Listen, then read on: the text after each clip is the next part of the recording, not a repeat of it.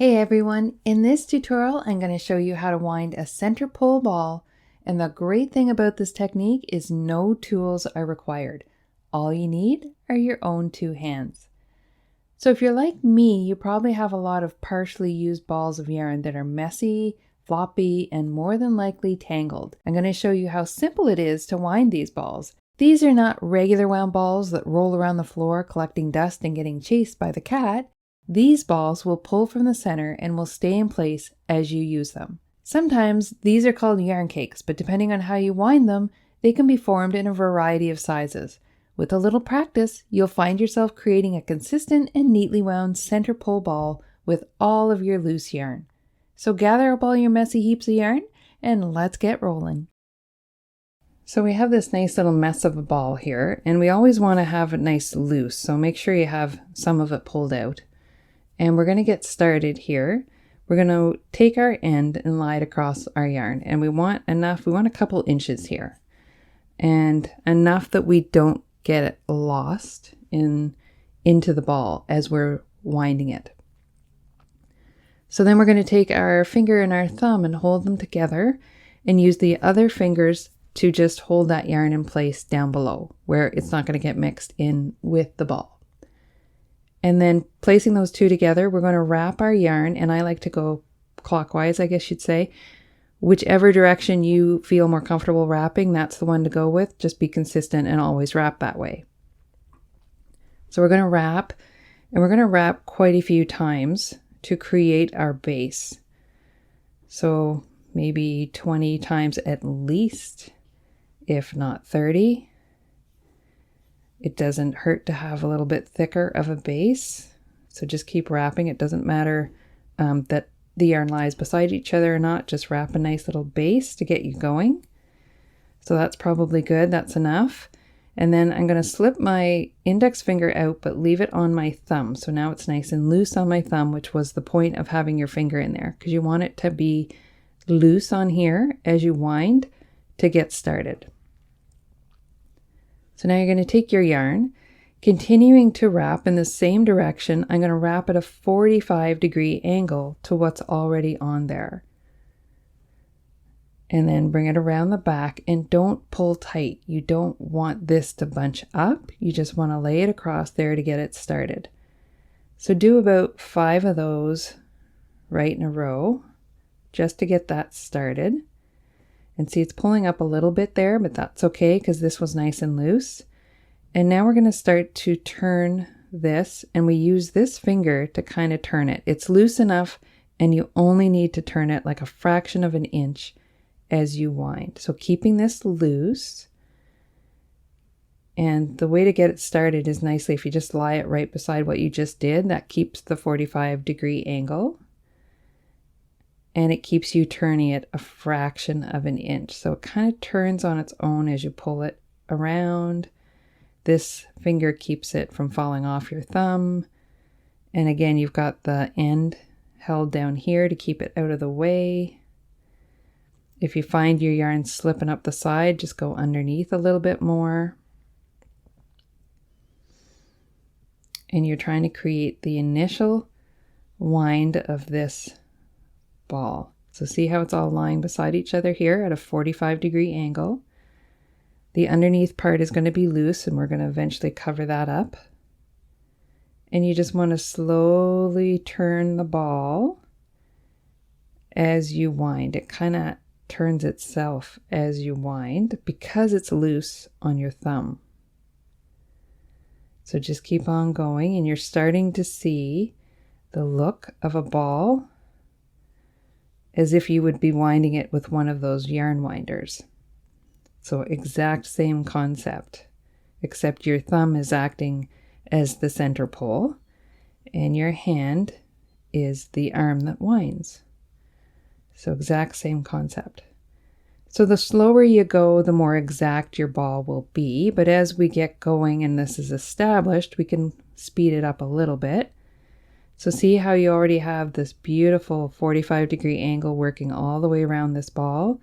It should still be loose on your thumb, and you've got the end. Now the end is going to be working its way around your thumb as the ball twists. That's okay. Just don't wind it into the ball. That's why we have a nice long end here. Because as the ball gets bigger, and it will with the amount of yarn I have here, that end will start to disappear into the ball. And you don't really want it to completely disappear because you want to be able to find it, but at least this is a center pull and you'll know that it's in there. You'll know it's in the center part. You won't be looking all over for it. So continue, see how it's slowly twisting around my thumb as I twist the yarn, keeping this end loose. If you find that you're having to tug on the yarn a lot, just make yourself a little nice loose pile. Make sure there's no knots in it. And that is part of the reason we do this, is because as your ball gets like this, it tends to want to knot and frustrate you while you're trying to crochet. See, I've already got something going on here. There we go. Just keeping this on my thumb. And if for any reason you get like sidetracked, something happens, phone rings, kids yell, you can slide this off your thumb, put it down, and then when you come back, you very gently slide your thumb back in, keeping this end out, and now you can continue on with your winding. And again, this is a very relaxing process, except when you run into these knots. I just have a bit of a tangled mess here to get through, and it wants to knot, which is why I want this in a center pull ball.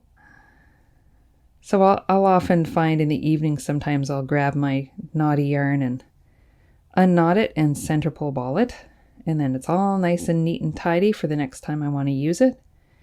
And these balls, as they get larger, you may have to wind it again once you've used some of it, because they will get loose again in the center and turn into a mess. But for now, it's going to be really handy to use. So I love doing this with all my extra scrap yarn and to have all these little center pull balls.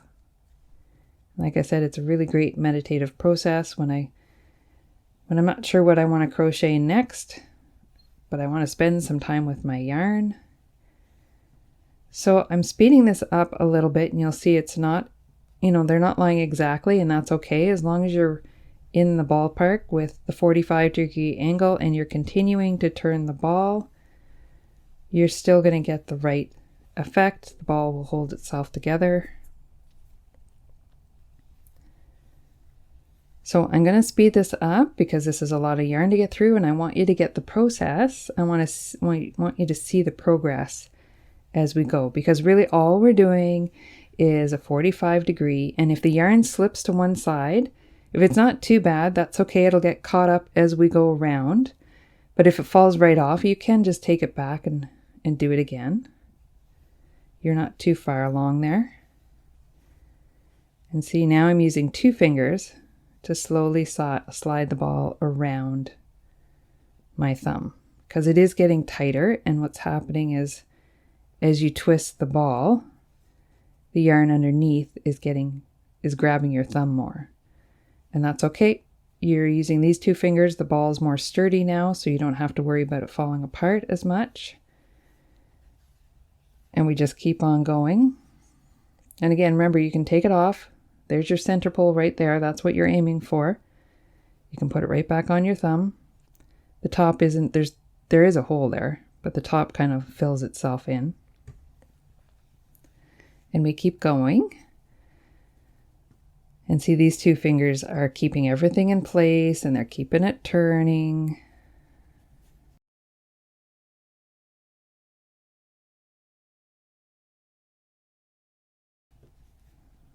And if you feel your thumb snagging, which I am right now, there we go. It's getting a little tight on my thumb, so I just pull my thumb out a little more. It doesn't have to be right into the center of the ball. It just has to be enough for it to pivot on. There we go. And see how my end is still hanging out here? And it's not as neat and tidy as it was at the very beginning, and that's okay. So, and every ball will kind of shape in its own way. Like some of them will be thicker, and you can shape it a little, and some will be flatter. Some may even look like they're more like a normal round ball, but as long as the center pole is there, then that's all that matters. The more you do it, the more consistent you get with your shapes.